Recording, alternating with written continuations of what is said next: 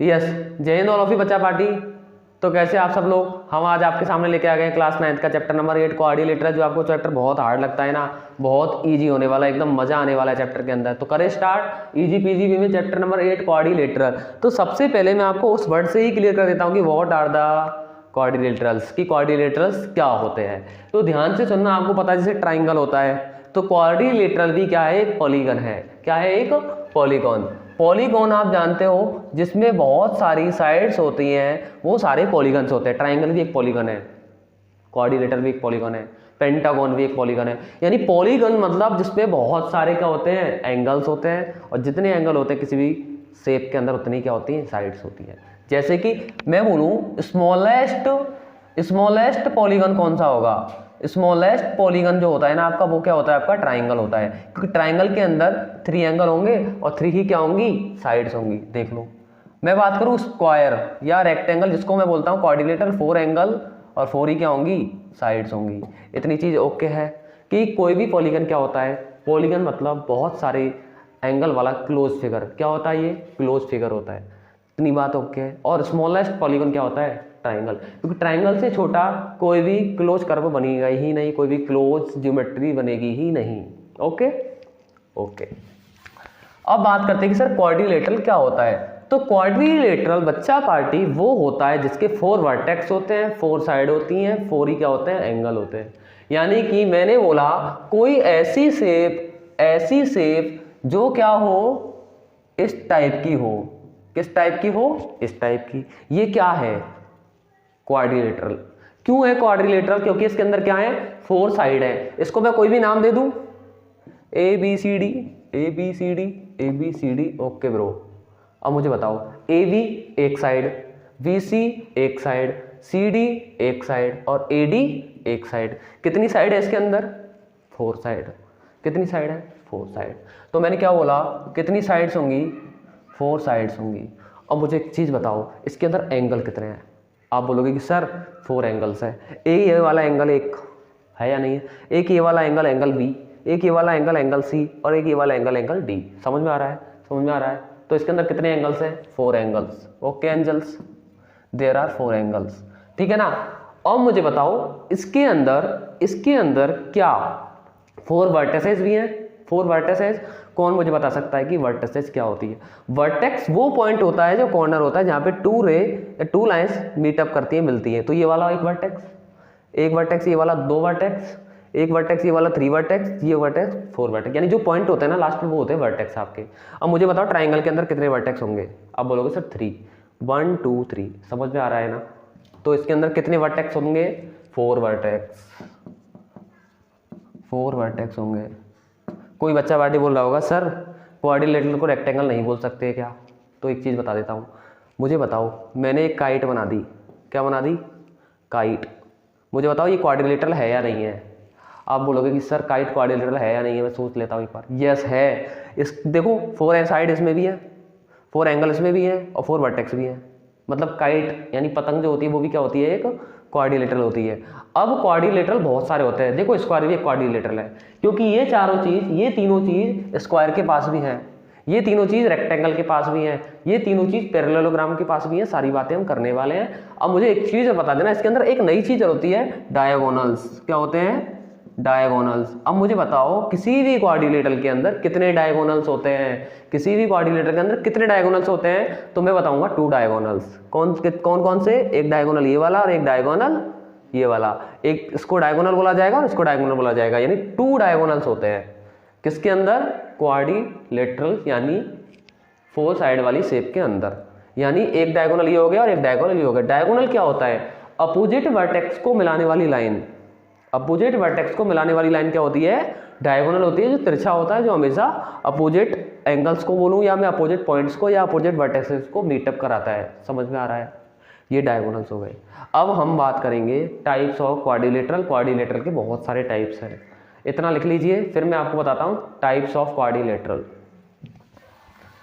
तो ये इसके पार्ट्स होते हैं, ये इसके इलामेंट्स या एलिमेंट्स होते हैं, साइड, एंगल, वर्टेक्स और डायगोनल। किसी भी आप क्लोज फिगर को देखोगे ये आपको दिखेंगी। और डायगोनल कितना टाइप का, कौन सा पॉलीगन है, 4 साइड्स वाला पॉलीगन है। यानी क्वाड्रिलेटरल इज अ पॉलीगन। अब बात कर लेते हैं हम types of polygons, types of quadrilaterals, types of quadrilaterals. तो इधर देखना, मैं कुछ टाइप्स बता रहा हूँ, बेसिक बेसिक चीज बताऊंगा, जो इंपॉर्टेंट है वही बताऊंगा। Type of quadrilaterals. तो क्वाड्रिलेटरल्स में पता चला आपको, जो भी 4 साइड 4 एंगल 4 वर्टेक्स वाली चीज होगी वो सारी क्वाड्रिलेटर होंगे। पहला मैं बात कर रहा हूँ रेक्टेंगल, पहला मैं बात कर रहा हूँ किसकी, रेक्टेंगल की। आप तो सिंपल से याद रखो, जिसके अंदर 4 साइड वो हमेशा क्वाड्रिलेटर हो। क्या रेक्टेंगल एक क्वाड्रिलेटर है? आप बोलोगे यस, क्योंकि उसके अंदर भी 4 साइड है, 4 एंगल है, 4 ही क्या है, वर्टेक्स। तो रेक्टेंगल पॉलीगन है, सॉरी क्वाड्रिलेटरल है, पॉलीगन तो है ही। सेकंड स्क्वायर, सेकंड कौन सा हो गया, स्क्वायर। सारी की डेफिनेशन आपको बताऊंगा, रेक्टेंगल स्क्वायर आपको आता ही है। थर्ड पैरेललोग्राम, जो कि इंपॉर्टेंट है, लगा लीजिए, इसको डिटेल में पढ़ेंगे। पैरेललोग्राम। उसके बाद 4 नंबर है बच्चा पार्टी, 4 नंबर है आपका, मैं ले लेता हूं ट्रेपेजियम। उसके बाद नेक्स्ट है आपका रोम्बस। रोम्बस भी थोड़ा थोड़ा इंपॉर्टेंट रहेगा, क्योंकि इसका भी क्वेश्चन आपकी बुक में है। और 6 नंबर पे मैं ले लेता हूँ काइट। 6 नंबर पे क्या ले लेता हूँ, काइट में ले लेता हूँ। यानी कि ये जो मैंने नेम्स लिखे हैं, दीज ऑल आर क्वाड्रिलेटरल्स, यानी कि ये क्वाड्रिलेटरल्स है, यानी इनकी 4 साइड है, 4 ही एंगल्स है, 4 ही वर्टेक्स है। मुझे बताओ, किसी में भी आपको डाउट है क्या? अब सबको एक एक बार बता देता हूँ। रेक्टेंगल कैसा होता है, आप सबको पता है, रेक्टेंगल ऐसा होता है जिसके चारों एंगल कितने डिग्री के होते हैं, 90। अगर मैंने लिखा ABCD, तो इसका angle A, angle B, angle C, angle D चारों 90 के होंगे।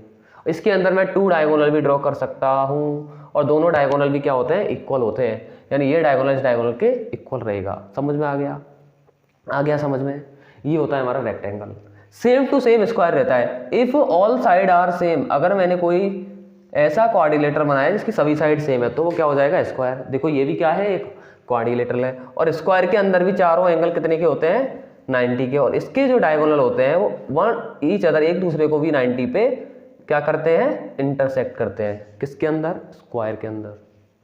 पैरेललोग्राम, इसकी हम डिटेल में बात करेंगे। अभी सबसे पहले मैं इसको स्किप कर देता हूं, अभी मैं इसको क्लियरली बताऊंगा, इसकी हम डिटेल में बात करेंगे। ट्रेपेजियम क्या होता है, कोई भी ऐसा फिगर जिसमें ये वाली साइड और ये वाली साइड क्या हो, पैरेलल हो। यानी ये साइड और ये साइड क्या हो, पैरेलल। और पैरेलल वो साइड होती है जो एक दूसरे को कभी भी कट नहीं करती। पहले बता चुका हूं ना, ओके। ये साइड इसके पैरेलल है, तो ये हमेशा ट्रेपेजियम होगा, और उसकी कोई भी कंडीशन नहीं है, वो चाहे इक्वल है नहीं है, डजंट मैटर। अब बात कर लेता हूँ रोम्बस। देखो रोम्बस जो है ना, रोम्बस बच्चा पार्टी, ये किसका ब्रदर है, स्क्वायर का ब्रदर है। ठीक है, कैसे है देखना। मैं एक शेप बना रहा हूँ, एक शेप मैं बना रहा हूँ इस तरह का। इसकी कंडीशन क्या होती है, चारों साइड तो इक्वल होंगी, क्योंकि स्क्वायर की भी चारों साइड इक्वल होती है, यस। और इसकी भी चारों साइड क्या रहती हैं, इक्वल रहती है। लेकिन बस थोड़ी सी कंडीशन है, इसमें चारों एंगल 90 होते हैं, इसमें चारों एंगल 90 नहीं होते। आपको पता है स्क्वायर के अंदर चारों एंगल 90 की डिग्री के होते हैं, यानी राइट एंगल होते हैं, लेकिन इसके अंदर 90 एंगल नहीं होता। आप लिख दो same as square, same as square but not 90 degree. 90 degree का इसमें एंगल नहीं होता, बस इतनी सी बात है। स्क्वायर के सेम होता है लेकिन 90 डिग्री का एंगल नहीं होता। और ये सभी ना, सभी पैरेललोग्राम होते हैं ये, क्योंकि ये वो कंडीशन फॉलो करते हैं जो पैरेललोग्राम के अंदर होती है। जैसे कि स्क्वायर हो गया, रोम्बस हो गया, trapezium may and may not be, okay, और रोम्बस होता ही है। अब बात कर लेता हूँ काइट की। देखो आप लोग बहुत सारी काइट्स उड़ाते हो, लेकिन आपको काइट बनाना सिखा देता हूँ आज मैं। सिखा दूँ क्या, काइट बनाना सिखा देता हूँ। देख लीजिए काइट कैसे बनाते हैं। आप क्या करना, एक 2 डंडियाँ लेना, जानते हो, ऐसे ऐसे 2 डंडियों को ऐसे करके और ऐसे करके। अब है ना, आपको जब 2 डंडी 4 डंडी लेनी है आपको, और उनको कैसे रखना है, आपकी ये वाली जो डंडी है ना, वो इसके इक्वल होनी चाहिए। ठीक है, फिर 2 डंडियाँ आपको यहाँ से ज्वाइंट करके, यहाँ से ज्वाइन करके एक नीचे लगानी है, और यहाँ से ज्वाइन करके एक डंडी आपको कहाँ लगानी है, नीचे लगानी है। तो ये वाली इसकी इक्वल होनी चाहिए, मतलब ये बन गई है काइट बन गई। क्या बन गई, काइट बन गई। काइट बन गई ना, और इन चारों पॉइंट को कोई भी नाम दे दो, KLMN। समझ में आ गया, काइट। काइट ऐसा होता है, काइट में ये दोनों इक्वल होता है और ये दोनों इक्वल होता है। आप कभी भी काइट को ध्यान से देखना, आपको ये इक्वल मिलेगा और ये इक्वल मिलेगा। अब आपको बीच में एक लाइन मिलती है, और बीच में जो लाइन मिलती है ना, जहाँ पे आप धागा बांधते हो, उसको आज से डायगोनल बोलना स्टार्ट कर दो। ये काइट का डायगोनल है, समझ में आया, जिसमें आप यहाँ पे और यहाँ पे धागा लगाते हो, ठीक है। और एक डायगोनल ये होता है, लेकिन हम क्या करते हैं, काइट को सपोर्ट करने के लिए इस डायगोनल को यूँ बना देते हैं, यूँ ही बनाते हैं ना। लेकिन अभी मैं फिलहाल के लिए इसको ऐसे रहने देता हूँ। तो ये आपकी काइट है, और काइट कैसे होती है, और ये मैं ड्राइंग, ये काइट होता है। काइट की डेफिनेशन क्या हो गई, एडजेसेंट साइड्स इक्वल होती हैं, एडजेसेंट साइड इक्वल होती है। एडजेसेंट साइड वो साइड होती है बच्चा पार्टी, जो साइड एक साथ बने, एक साथ जाए, एक साथ हो, लगातार हो, कंटिन्यूअस हो, या एक साथ जो बनती है वो एडजेसेंट साइड्स होती है। अब आप इसको राइट कर लीजिए, या जिसका वर्टेक्स पॉइंट कॉमन होता है, मैं ये कह सकता हूँ। जल्दी राइट करो, हम पैरेललोग्राम की बात करेंगे, यही इंपॉर्टेंट है। इरेज कर दूं, राइट करो जल्दी फटाफट से।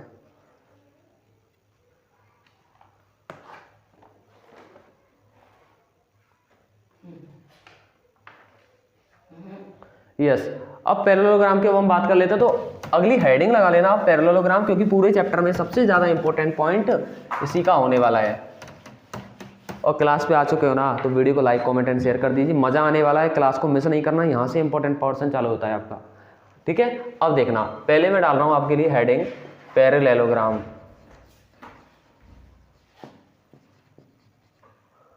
देखो इसके नाम में आ रहा है पैरेलल, पैरेलल का मतलब इसके अंदर पैरेलल लाइंस तो होंगी ही होंगी, समझ में आ रहा है। पैरेलल मतलब इसके नाम में पैरेलल आ रहा है, पैरेलल मतलब जो लाइन इस तरह की होती है पैरेलल होती है, यानी समांतर होती है, यानी कि जो कभी कट नहीं करती, पैरेलल लाइंस होती है। आ रहा है समझ में, इजी लग रहा है, हार्ड तो नहीं लग रहा ना।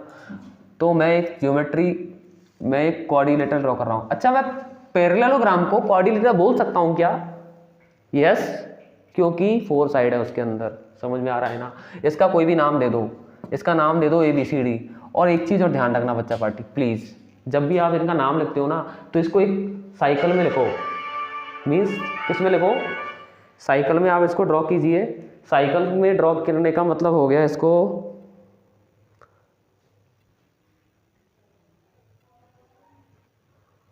एक सेकंड, यस। तो मैंने क्या बोला, पैरेललोग्राम इसमें पैरेलल साइड्स होंगी, यानी कि ये वाली साइड इसकी क्या होगी, पैरेलल होगी, और ये वाली साइड क्या होगी, इसकी पैरेलल होगी। और इतना ही नहीं, ये इक्वल भी होंगी, यानी जो रेक्टेंगल के अंदर कंडीशन होती है वो कंडीशन यहाँ भी फॉलो होगी। ये साइड पैरेलल तो है ही, लेकिन ये साइड इक्वल भी होंगी, समझ में आ रहा है ना। तो पैरेललोग्राम की कंडीशन क्या हो गई, फर्स्ट कंडीशन AB जो है वो पैरेलल होगा किसके, CD के। ये साइड इसके parallel, opposite side will be the parallel, तभी तो पैरेललोग्राम है। AD BC के पैरेलल होगा, समझ में आ रहा है। AD किसके पैरेलल होगा, BC के। फर्स्ट कंडीशन तो ये हो गई। सेकंड कंडीशन क्या है, सेकंड कंडीशन है अपोजिट एंगल, अपोजिट जो एंगल है वो क्या होंगे, इक्वल होंगे। तो एक तो आपका अपोजिट एंगल बन गया ये वाला, और एक आपका अपोजिट एंगल बन गया ये वाला।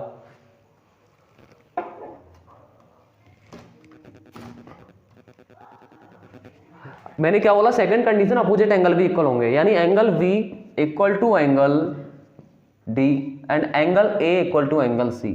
अपोजिट एंगल भी क्या होंगे, इक्वल होंगे।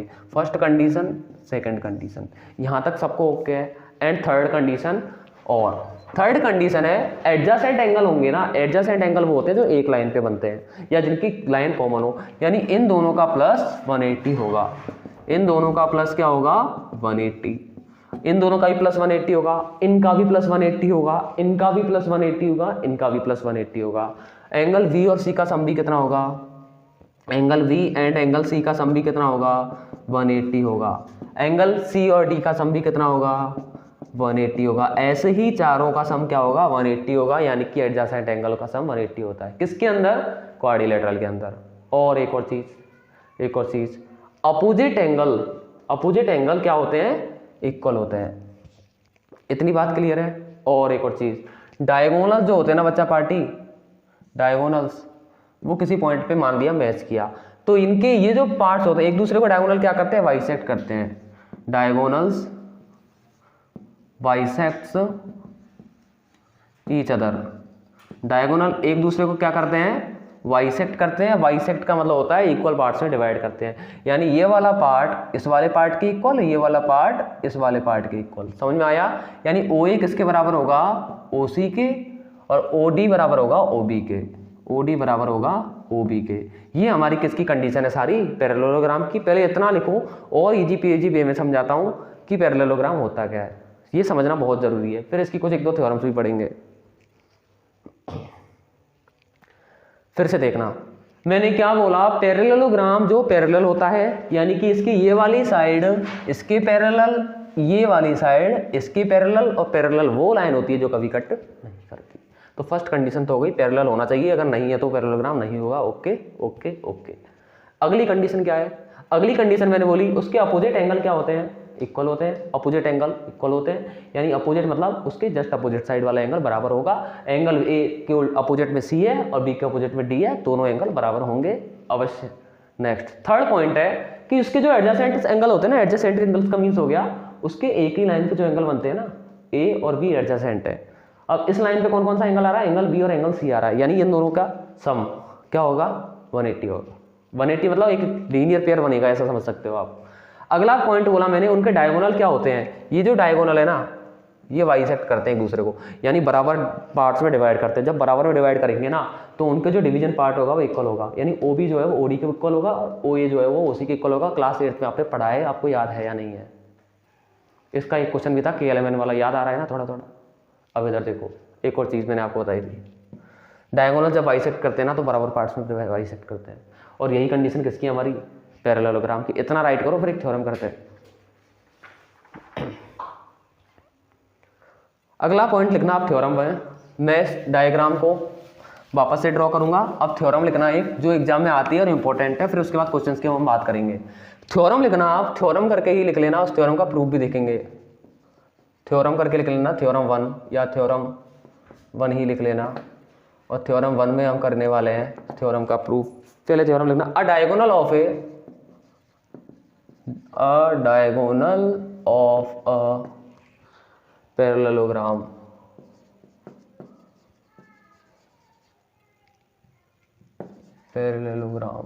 किसी भी पैरेललोग्राम का diagonal divides it into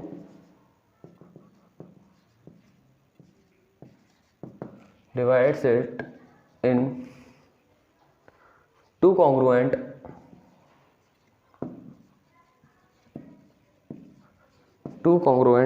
triangles.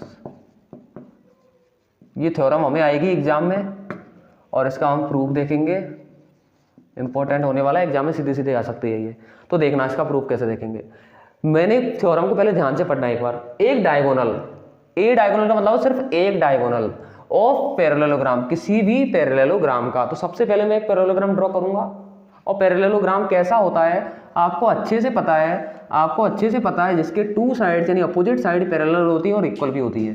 Opposite side parallel भी होती है और इक्वल भी होती है, इक्वल भी होंगी। इसको मैं नाम दे दूं ABCD। और इसके डायगोनल भी आपको अच्छे से पता है। उसने बोला ए डायगोनल, ए मतलब वन डायगोनल, तो मैं इधर वाला या इधर वाला कोई भी डायगोनल ड्रॉ कर सकता हूँ क्या? मैंने मान लिया एक डायगोनल ये ड्रॉ कर लिया। अगर ऐसा है, ये डिवाइड करता है, डिवाइड मतलब डिवाइड करता है, उनको बराबर पार्ट्स में डिवाइड करता है, बांटता है इन टू कॉन्ग्रुएंट ट्राइंगल्स। कितने पार्ट्स में? टू कॉन्ग्रुएंट ट्राइंगल्स में, एक ट्राइंगल ये और एक ट्राइंगल ये। वो बोल रहा है अगर कोई पैरेललोग्राम को एक डायगोनल जो होता है ना, वो टू कॉन्ग्रुएंट ट्राइंगल में डिवाइड करता है, यानी कॉन्ग्रुएंसी काम में आ रही है। और कॉन्ग्रुएंसी आती है ना SAS, SSS, याद आ रहा है कुछ थोड़ा थोड़ा? यस। कॉन्ग्रुएंट ट्राइंगल क्या होता है? वो ट्राइंगल जिनके जो कॉन्ग्रुएंसी की क्राइटेरिया को फॉलो करें, यानी उनके CPCT फॉलो, यानी उनके सभी पार्ट्स दूसरे ट्राइंगल के सभी पार्ट्स के एग्जैक्टली सेम हो, इक्वल हो, एंगल सेम हो, साइड भी सेम हो, that one is the congruent. बताया था, याद है लास्ट चैप्टर? यस। तो मैं क्या करूं, इस ट्राइंगल को ले लूं, अगर मैं कॉन्ग्रुएंट बोल दूंगा तो हमारा थ्योरम प्रूफ हो जाएगा। तो मैं ले लेता हूं एक ट्राइंगल ये। इस वाले ट्राइंगल का नाम क्या है? इस वाले ट्राइंगल का नाम है ABD, triangle ABD। And second triangle का नाम क्या है मुझे बताओ? सेकेंड ट्राइंगल का नाम है BCD। कितना है? Triangle BCD।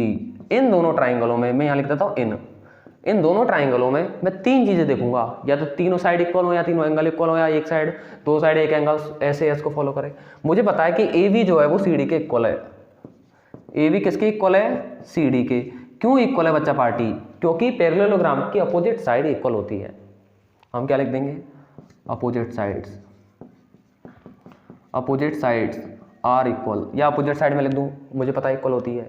अगला सेकंड कंडीशन देखो, एडी किसके पैरेलल है, बीसी के, और एडी बीसी के इक्वल होगा या नहीं होगा, होगा ना, क्योंकि पैरेललोग्राम की कंडीशन है कि अपोजिट साइड इक्वल होती है। तो मुझे बताओ एडी इक्वल टू बीसी होगा क्या, एडी इक्वल टू बीसी होगा ना। क्यों होगा इक्वल, मैं लिख दूंगा अपोजिट साइड, क्योंकि अपोजिट साइड क्या होती हैं, इक्वल होती हैं। इतनी बात समझ में आ रही है चॉकलेट तरीके से, चॉकलेट तरीके से समझ में आ रही है।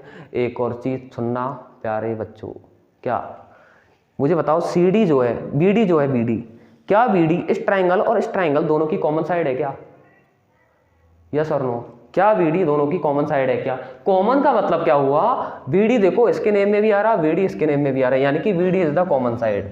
तो BD equal to BD and BD is the common side. Okay okay, अब इस ट्राइंगल को हमें क्या करना है, कॉन्ग्रुएंट करना है। और ट्राइंगल का नेम मैंने क्या बताया, पहले वाले ट्राइंगल का तो नेम अपने मन से लिख दो एबीडी, और दूसरे वाले ट्राइंगल को कॉन्ग्रुएंट का सिंबल ये होता है। दूसरे वाले ट्राइंगल को कॉन्ग्रुएंट लिखने के लिए सीक्वेंस ध्यान में रखेंगे। पहले मैं ए से बी की तरफ गया, फिर मैं उस साइड पे गया जो हाइपोटेन्यूस जैसा दिख रहा है, यानी कि डायगोनल पे गया। फिर मैं तो मैं जाऊंगा सी डी बी, क्या नाम लिखूंगा इसका, सी डी बी, ये क्या है, कॉन्ग्रुएंट है। और मैंने इसका नाम भी उस सीक्वेंस में लिखा जिस सीक्वेंस में इसका नाम लिख रहा हूं, क्योंकि मैं पहले जा रहा हूं ए टू वी, यानी पहले मैं फर्स्ट लाइन के फर्स्ट जो इक्वल लाइन है उसकी साइड गया, फिर मैं डायगोनल पे गया, फिर मैं डायगोनल पे गया। ऐसे ही मुझे इधर से चलना है, मैं सेकंड पे तो चलूंगा नहीं, फर्स्ट पे चलूंगा, फर्स्ट से मैं उधर आऊंगा जिधर से ये डायगोनल स्टार्ट है। तो मैं इसका नाम लिखूंगा सी डी वी, समझ में आ गया, ये हो गया आपका कॉन्ग्रुएंट प्रूफ। तो इसका मतलब हुआ कि कोई भी पैरेललोग्राम में अगर आप डायगोनल ड्रॉ करोगे तो वो कॉन्ग्रुएंट ट्रायंगल्स हो जाएंगे, खत्म, टाटा बाय बाय, ठीक है ना।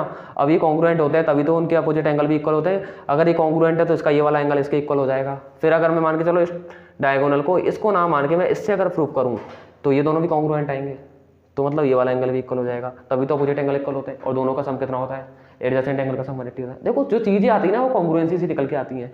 आप पढ़ते हो ना स्क्वायर के अंदर चारों एंगल 90 है, वो भी कॉन्ग्रुएंसी से निकल के आता है। कोई भी आप कोऑर्डिनेटर ले लो, वो हमेशा, मैं बता रहा हूँ, रेक्टेंगल के लिए, स्क्वायर के लिए एंड पैरेललोग्राम के लिए, ये all time every time and rhombus के लिए किसको फॉलो करते हैं, कॉन्ग्रुएंसी से ही निकल के आते हैं इनकी कंडीशंस। और कॉन्ग्रुएंट ही अगर है तो उसकी कंडीशन बहुत ईजी पीजी हो जाती है, और बाई सीपीसीटी आप कर सकते हो। नेक्स्ट पॉइंट अब हम पढ़ेंगे,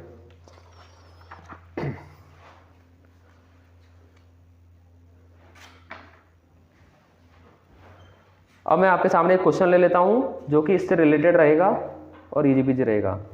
अब हम एक क्वेश्चन सॉल्व कर लेते हैं।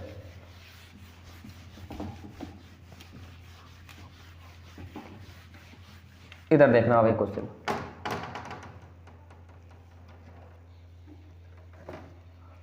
अब एक क्वेश्चन में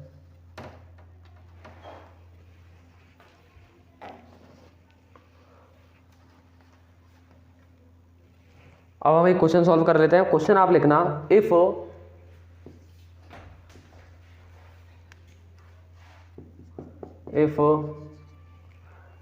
the diagonals of A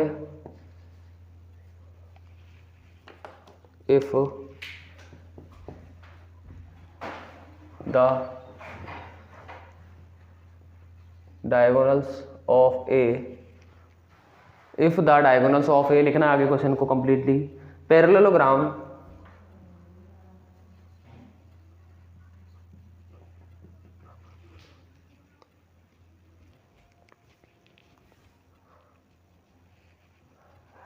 the diagonals of a parallelogram are equal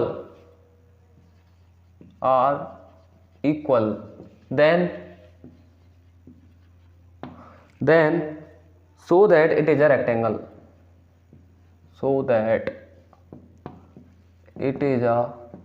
rectangle, बहुत ही आसान सा क्वेश्चन है, इसका प्रूफ देखेंगे। देखो इसमें जो भी क्वेश्चन आएंगे ना मैक्सिमम प्रूफ करने वाले आएंगे, प्रूफ करने ही वाले ही क्वेश्चन ही हमारे एग्जाम में आते हैं, और जो आपको बहुत ज़्यादा कंफ्यूज करते हैं, लेकिन बहुत इजी पीजी चैप्टर होने वाला है। मजा आ रहा है ना।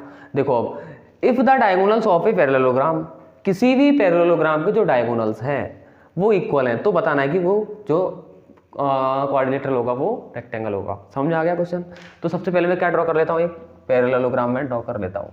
और पैरेललोग्राम आपको पता है कैसा होता है, जिसकी अपोजिट साइड इक्वल होती है, ये वाला इसके इक्वल, ये वाला इसके इक्वल एंड पैरेलल भी होती है। और इसका नाम है ABCD लेता हूँ क्योंकि जनरल फॉर्म में इजी टू टॉक यही आता है, इजी टू स्पीक। अब मुझे बताओ इफ द डायगोनल्स, डायगोनल्स इसके होंगे, 2 डायगोनल्स होंगे, एक डायगोनल ये होगा, एक डायगोनल ये होगा, और ये डायगोनल क्या दे रखे हैं, इक्वल दे रखे हैं। तो मैं पहले लिख देता हूँ गिवन। मुझे गिवन क्या है, मुझे गिवन है कि डायगोनल्स आर इक्वल, यानी BD जो डायगोनल है वो डायगोनल AC के इक्वल है। ये चीज मुझे गिवन है, दे रखी है क्वेश्चन के अंदर, कि अगर किसी पैरेललोग्राम के डायगोनल्स इक्वल हो जाएं। हमें पता है कि डायगोनल्स कभी भी इक्वल नहीं होते, लेकिन वो बाइसेक्ट करते हैं। लेकिन हमें क्या बोल रखा है कि है, अगर ऐसा है, इफ ये है कंडीशन, तो ही ये कंडीशन पॉसिबल होगी, ये प्रूव करना है। यानी कि अगर डायगोनल इक्वल होंगे तो वो रेक्टेंगल हो जाएगा, पक्का है, ये होगा ही होगा। यानी डायगोनल इक्वल है तो मैंने मान लिया BD और AC के इक्वल है, ये दे रखा है हमको। अब हमें क्या प्रूव करना है कि रेक्टेंगल होगा। अब मुझे बताओ रेक्टेंगल की क्या कंडीशन है। रेक्टेंगल भी ना इसके जैसा ही होता है, इसके थोड़ा थोड़ा जैसा ही होता है, बस उसके चारों एंगल 90 हो जाते हैं, बस यही कंडीशन है। उसके चारों एंगल क्या हो जाते हैं, 90 हो जाते हैं। और आपको एक कंडीशन बता दो, रेक्टेंगल के डायगोनल्स इक्वल होते हैं। अगर ये इक्वल हो जाएंगे तो वैसे ही बन जाएगा। अगर मान के चलो मैं इनको इक्वल कर दूंगा तो इस बेचारा सीधा हो जाएगा, सीधा हो जाएगा तो इसके सारे एंगल 90 हो जाएंगे। लेकिन अभी मुझे क्या करना है, अगर मैं इन दोनों एंगल का सम 90 प्रूव कर दूँ, इस दोनों के एंगलों का सम 90 प्रूव कर दूँ, सम नहीं, इन दोनों एंगलों को 90 प्रूव कर दूँ, angle A equal to angle B equal to 90 अगर मैं प्रूव कर दूँ तो मेरी कंडीशन प्रूव हो जाएगी क्या। और फिर मुझे पता है एंगल B एंगल D के इक्वल है, तो ये 90 तो ये भी 90, ये 90 तो ये भी 90। कुछ समझ पा रहे हो मैं क्या कहना चाह रहा हूँ। अब मुझे बताओ ये एंगल किस ट्राइंगल में आ रहा है, इस ट्राइंगल में आ रहा है, इस ट्राइंगल में आ रहा है। ओके सर, ये एंगल किस ट्राइंगल में आ रहा है, ये वाला इस ट्राइंगल में आ रहा है, इसमें आ रहा है। अब मुझे एक चीज़ बताना, छोटी सी बात बताना, ये दोनों एंगलों को देखने के लिए अगर मैं इन दोनों ट्राइंगलों को कॉन्ग्रुएंट प्रूव कर दूं, यानी इस वाले ट्राइंगल को और इस वाले ट्राइंगल को मैं कॉन्ग्रुएंट प्रूव कर दूं बच्चा, तो क्या ये दोनों एंगल इक्वल हो जाएंगे, क्योंकि कॉन्ग्रुएंट ट्राइंगल के सारे पार्ट इक्वल होते हैं। कुछ समझ में आया लॉजिक, मैं क्या बोल रहा हूँ। मुझे ये प्रूव करना है कि रेक्टेंगल है, इसका मतलब ये चारों एंगल 90 प्रूव होने चाहिए। इतनी बात समझ में आ गई ना तुझे। अब सुन इधर, ये वाला एंगल और ये वाला एंगल मुझे 90 प्रूव कर देना है। इसके लिए मैं वो ट्राइंगल सेलेक्ट कर लेता हूँ जिसमें ये पूरा एंगल आता है और ये पूरा एंगल इसमें आ रहा है, यस ना। अब मैं वो ट्राइंगल सेलेक्ट कर लेता हूँ जिसमें ये पूरा आ रहा है, यस आ रहा है ना, आ रहा है ना। अब इधर देख, अब इधर देख, मैं क्या बोलूँगा, अगर मैं इन दोनों ट्राइंगलों को कॉन्ग्रुएंट प्रूव कर दूँ तो मैं लिखूंगा इन ट्राइंगल,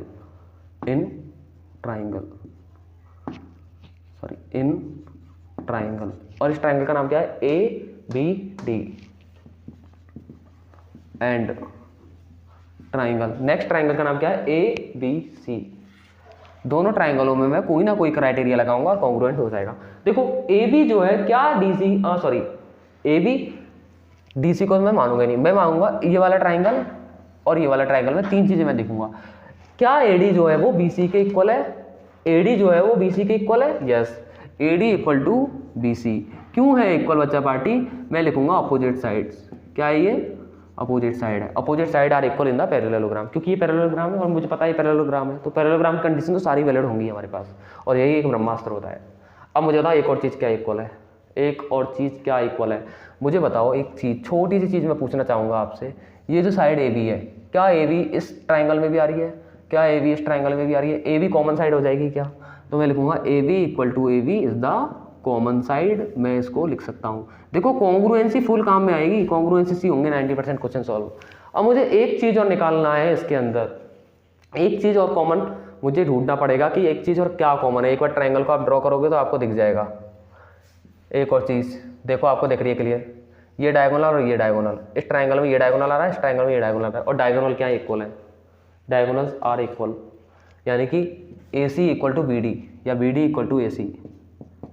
क्या है ये, डायगोनल्स आर इक्वल। मैं लिख दूं गिवन लिख दूं, क्योंकि हमें पता है BD इक्वल टू AC हमें दे रखा है। कौन सी थ्योरम लग गई, SSS by triple S congruency, by side rule.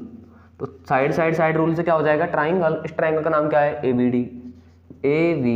ये कॉन्ग्रुएंट होगा। अब इस ट्राइंगल को भी मुझे इसी सीक्वेंस में लिखना है, ADB मैंने इसको लिखा। अब इस ट्राइंगल को भी मुझे इसी सीक्वेंस में लिखना है। अब इसी सीक्वेंस में मैं लिखने के लिए क्या करूंगा, पहले मैं चला ABD, A के बाद में मैं B पे गया, फिर D पे आया, यानी सेकंड वाली लाइन के रेफरेंस में चल रहा हूँ। अब मैं इसमें चलूँगा BAC, क्या चलूँगा BAC, ये क्या हो जाएंगे, कॉन्ग्रुएंट हो जाएंगे। कॉन्ग्रुएंट हो जाएंगे तो हम क्या लिखेंगे, YCPCT, corresponding parts of congruent triangles are equal, तो एंगल A इक्वल टू क्या हो जाएगा, एंगल B हो जाएगा। Angle A equal to angle B हो जाएगा, लेकिन मेरा कंडीशन तो अभी भी वही है कि 90 से प्रूव नहीं हुआ। अब पैरेललोग्राम की कंडीशन क्या होती है, हम लिखेंगे by parallelogram, by theorem. Parallelogram की एक थ्योरम रहती है ऑफ पैरेललोग्राम। थ्योरम ऑफ क्या रहती है कि एडजेसेंट एंगल्स, एडजेसेंट एंगल का सम क्या होता है, हमेशा 180 होता है। अब जब दोनों एंगल इक्वल है तो क्या मैं इसको 2 एंगल B की जगह एंगल A लिख सकता हूँ, वापस से लिख सकता हूँ ना। क्या हो गया, 2 एंगल A हो गया, कितना हो गया, 2 एंगल A ये हो गया, 2 एंगल A इक्वल टू 180, इतनी बात ओके। यानी एंगल A आ गया आपका 180/2 यानी कि 90। एंगल A 90 है, इसका मतलब एंगल B भी कितना होगा, 90 होगा, क्योंकि एंगल A एंगल B के इक्वल है। अब आपको पता है अपोजिट साइड एंगल्स क्या होते हैं, इक्वल होते हैं, तो एंगल A किसके हो जाएगा, एंगल C के equal. Angle A to angle C होता है तो एंगल C भी आ जाएगा 90, इसी तरह एंगल D भी आ जाएगा 90, और रीजन क्या लिख दोगे, angle B equal to angle D। समझ में आ रहा है ना, अपोजिट एंगल क्या होते हैं, पैरेललोग्राम इक्वल होते हैं। फिर से बात बता देता हूँ, यहाँ तक तो सबका डन है। जब भी कोई ट्राइंगल कॉन्ग्रुएंट हो जाते हैं तो उनके करेस्पॉन्डिंग पार्ट्स इक्वल होते हैं, यानी इसका ये वाला ट्राइंगल एंगल ये वाला एंगल के इक्वल होगा। अभी सिर्फ इक्वल आया, 90 तो नहीं आया ना रेक्टेंगल की कंडीशन के अकॉर्डिंग। अब मुझे पता है कि जो थ्योरम होती है कि उनके एडजेसेंट एंगल का सम प्लस होता है, अभी भी पढ़ा था पैरेललोग्राम में, एडजेसेंट यानी इनका सम प्लस होगा, 180 होगा। लीनियर पेयर की तरह बनाते हैं, दोनों एंगल इक्वल आए तो 90, एक 90 ये 90 तो ये भी 90, क्योंकि दोनों इक्वल भी है, इक्वल अभी निकाला था। फिर एक कंडीशन हमें पता है कि पैरेललोग्राम कंडीशन होती है अपोजिट एंगल इक्वल होते हैं, सारे एंगल 90, तो आंसर क्या लिख देंगे, ABCD इज अ रेक्टेंगल। क्या लिख देंगे, ABCD is a rectangle, HP hence proved, खत्म, टाटा बाय बाय। लिखो, मजेदार क्वेश्चन था ना, इजी क्वेश्चन था, थोड़े लॉन्ग है क्वेश्चन, बस समझना है आपको। लिखिए, फिर नेक्स्ट क्वेश्चन की तरफ हम पढ़ते हैं।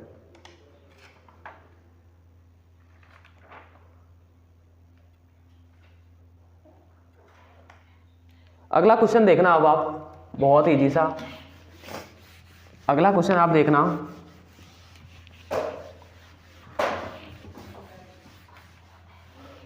अगला क्वेश्चन देखना, क्वेश्चन नंबर नेक्स्ट,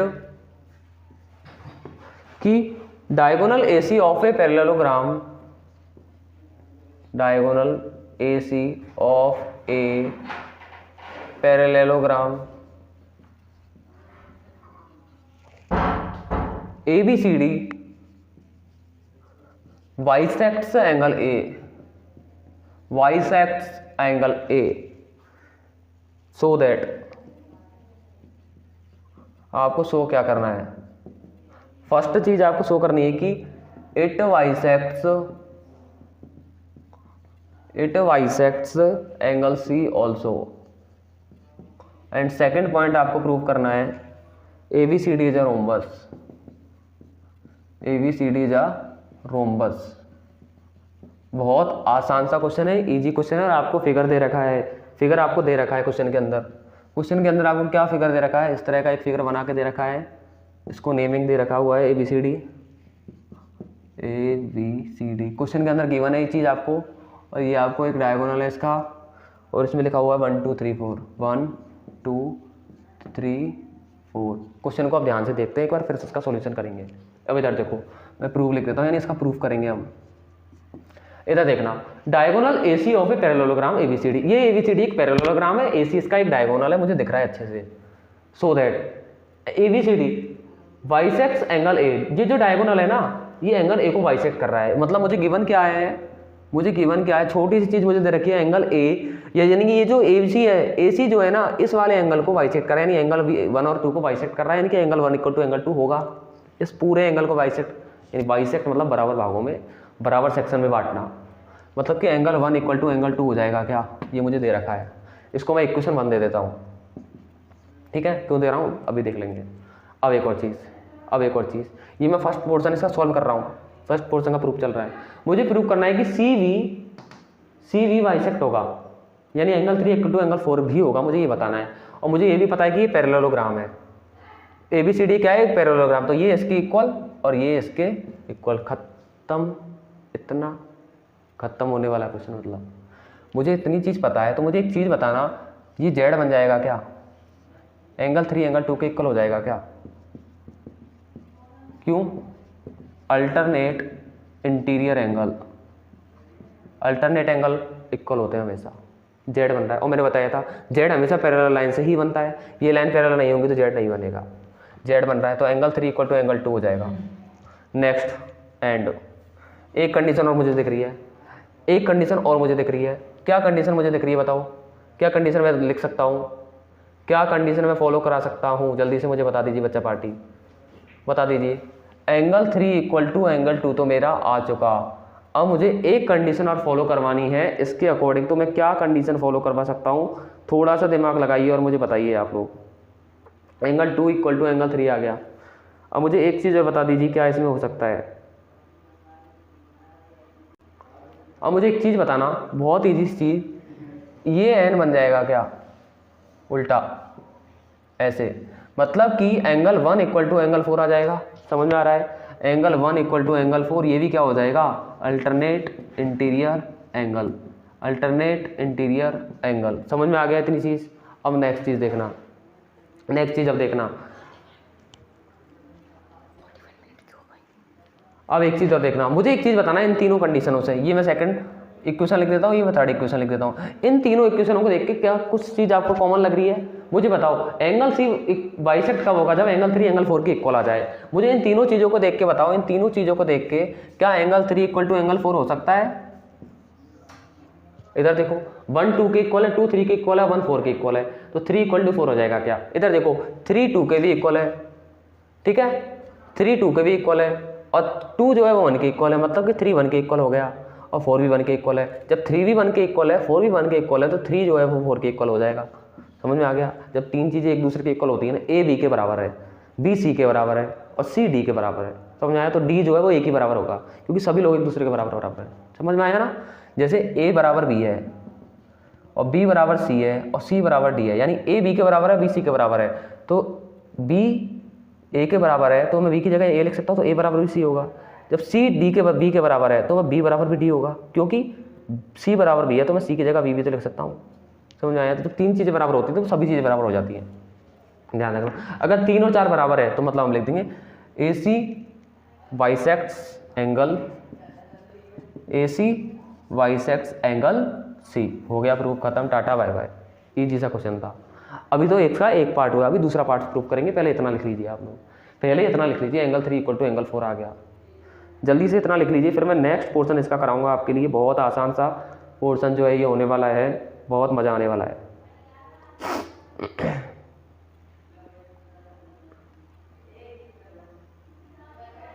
अब इधर देखना, अब इधर देखना ध्यान से। मुझे एक चीज़ पता है कि एंगल 2 एंगल 3 के इक्वल है। एंगल 2 किसके इक्वल है? एंगल 3 के। और मुझे एक चीज़ भी पता है कि एंगल 3 एंगल 4 के इक्वल मुझे दे रखा है। एंगल 3 किसके इक्वल दे रखा है? एंगल 4 के। ही मैं प्रूव कर चुका और ये मुझे गिवन है। 2 3 के इक्वल मुझे मतलब अल्टरनेट इंटीरियर से पता है। तो मुझे बताओ एंगल 2 इक्वल टू एंगल 4 हो जाएगा क्या? इन दोनों कंडीशनों से ये अप्लाई हो जाएगा क्या? 2 3 के इक्वल है, 3 4 के इक्वल है, तो 2 वाला 4 के इक्वल हो जाएगा ना। जब दोनों इक्वेशन रूट 3 के इक्वल है, सॉरी एंगल 3 के इक्वल है, तो वो 2 4 के इक्वल हो जाएगा। इतनी बात समझ में आ गई ना? मजा आ रहा है ना? बोरिंग तो नहीं लग रहा ना? अब इधर देखो 2 4 के इक्वल है, मतलब 2 वाला 4 के इक्वल है। अब आपको पता है कोई भी जब ट्राइंगल के अंदर, कोई भी ट्राइंगल के अंदर जब 2 एंगल इक्वल होते हैं तो उनके अपोजिट साइड भी क्या होते हैं? इक्वल होते हैं। तो हम लिखेंगे angles 2 opposite sides are equal. Angles 2 opposite sides are equal, मतलब 2 के अपोजिट एंगल कौन सा है? साइड कौन सी है? BC। 4 के अपोजिट साइड कौन सी है? AB। तो BC किसके इक्वल हो गया? AB के। BC AB के इक्वल हो गया। सेम टू सेम ये दोनों भी क्या होंगे? इक्वल होंगे। 1 और 3 भी तो इक्वल हो जाएगा। देखो इधर 1 2 के इक्वल है, 2 3 के इक्वल है, 1 इक्वल टू 3 है। एंगल 1 किसके इक्वल है? एंगल 3 के। जब 1 3 के इक्वल है तो ये दोनों भी इक्वल हो जाएंगे। जब चारों ही साइड इक्वल हो जाएंगे तो ये क्या हो जाएगा? रोम्बस। और रोम्बस की क्या कंडीशन होती है? चारों इक्वल होते हैं, एंगल 90 नहीं होते। खत्म, इजी पीजी वे में लिख लीजिए इसको। फिर नेक्स्ट क्वेश्चन की तरफ हम बात करेंगे, नेक्स्ट थ्योरम की बात करेंगे। बहुत आसान क्वेश्चन था ये। अगला एक थ्योरम बताऊंगा, उसके बाद मैं आपको एक क्वेश्चन भी बताऊंगा। अब अगला पॉइंट अब हम बात करते हैं, बहुत आसान वे में करेंगे, बहुत इजी वे में करेंगे, बहुत मज़ा आने वाला है। अब मुझे बताओ क्लासेस हार्ड तो नहीं लग रही ना, मज़ा आ रहा है ना आपको, ऐसा तो नहीं लग रहा है कि सर क्या चल रहा है। अब नेक्स्ट पढ़ते हैं, तब तक एक बार थोड़ा सा रिवीजन कर लो 2 मिनट्स के लिए बस।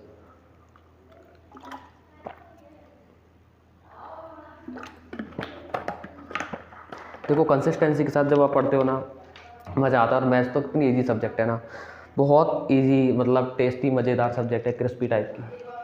अब देखो, अब हम पढ़ते हैं,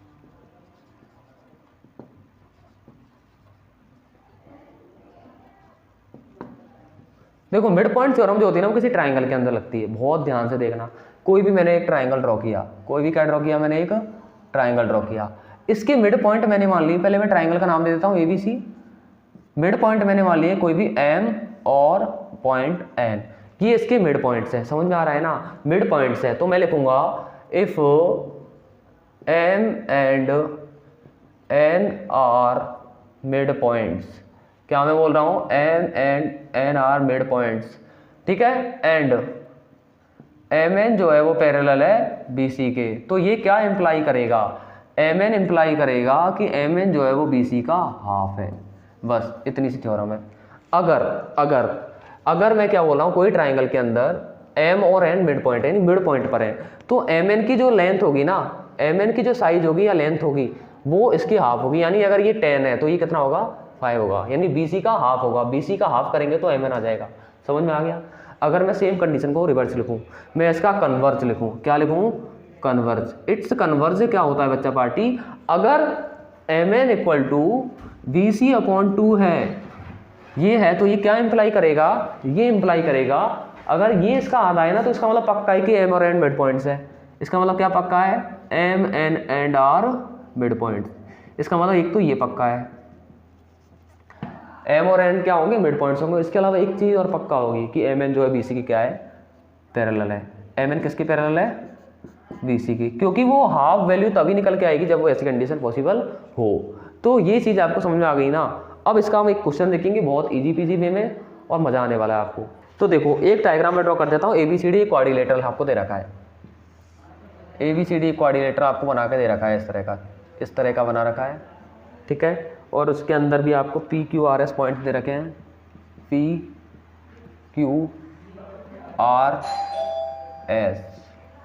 ये आपको दे रखा है, ठीक है ना। और आपको इसके अंदर बस इतना ही हमें दे रखा है। क्वेश्चन मैं रीड करके बता रहा हूँ आपके लिए, ABCD is a quadrilateral, PQRS are the mid points.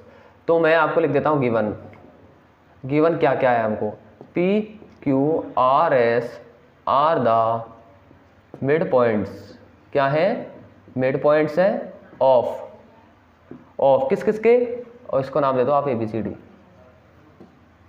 Respectively मैं बता रहा हूँ, यानी P जो है वो AB का है, Q जो है CV या BC में लिख दूँ, ये CD का है और ये AD का है, समझ में आया।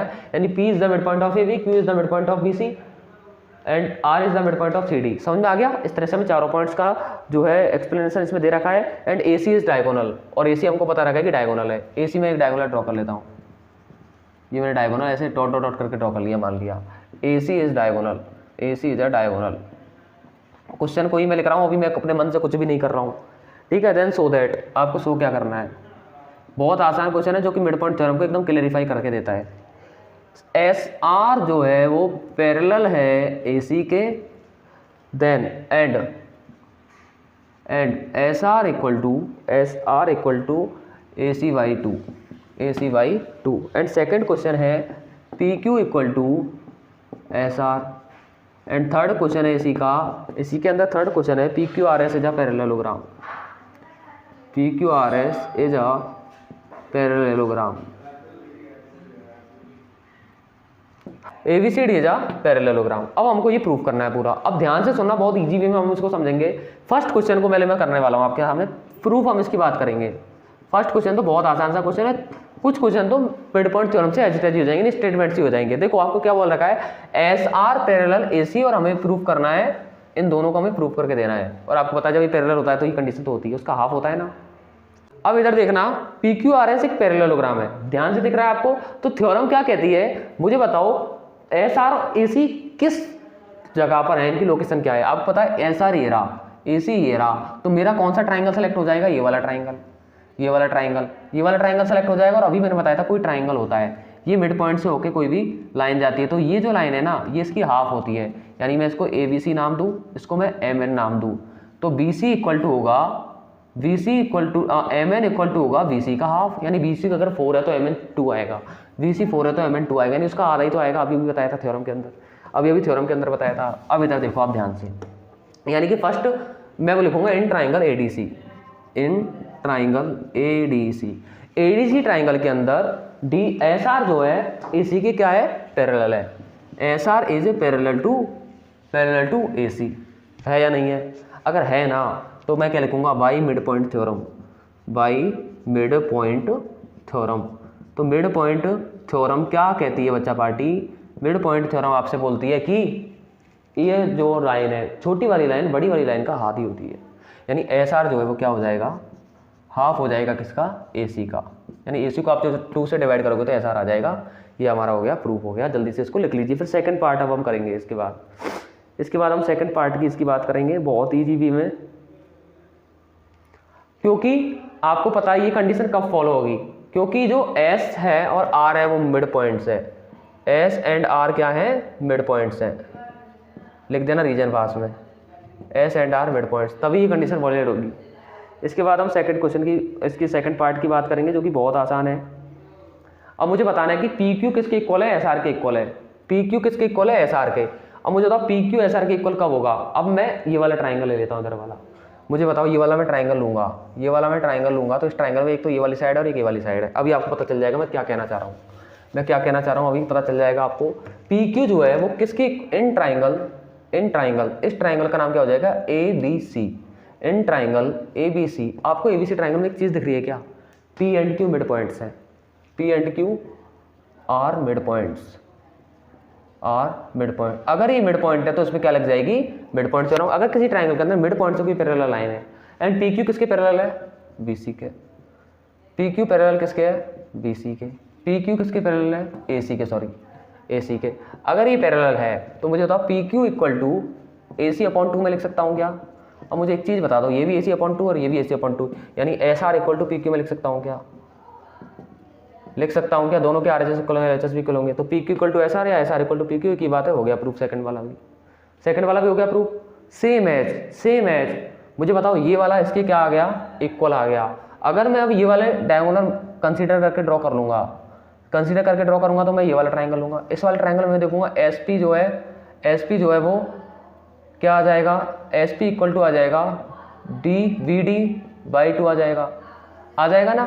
सेम एज मैं इस वाले ट्राइंगल को लूंगा, इधर की साइड वाले को, तो मुझे मिलेगा R Q R equal to V D by 2, क्योंकि क्यू आर जो है वो इसके पैरेलल है, तो क्यू आर जो है इसका आधा होगा। अब मुझे इन दोनों क्वेश्चन से बताओ, B D equal to common है तो एस पी इक्वल टू क्या आ जाएगा, क्यू आर। जब मुझे बताओ ये इसके इक्वल तो क्या ये पैरेललोग्राम हो जाएगा। सेम कंडीशन दोबारा कर देंगे, तो चारों ट्राइंगलों को ले लेंगे, एक बार इधर का, एक बार इधर का, एक बार इधर का, एक बार इधर का, चारों इक्वल आ जाएंगे तो पैरेललोग्राम हो जाएगा। इस तरह से हमारा जो कॉन्सेप्ट है, जो हमारा ये जो मिड पॉइंट थ्योरम का कॉन्सेप्ट है क्लियर हो चुका, यानी बहुत ईजी पीजी वे में हमने कर लिया। तो हमारा चैप्टर जो है पूरा कंप्लीट हो चुका है। अगर अच्छा लगा ना लाइक कमेंट शेयर कर दीजिए। तो आज की क्लास के लिए इतना ही बच्चा पार्टी, तब तक के लिए सी यू टाटा बाय बाय, मस्ती से पढ़ते रहिए, अच्छे रहिए, हैप्पी रहिए। ओके, मिलते हैं नेक्स्ट क्लास में।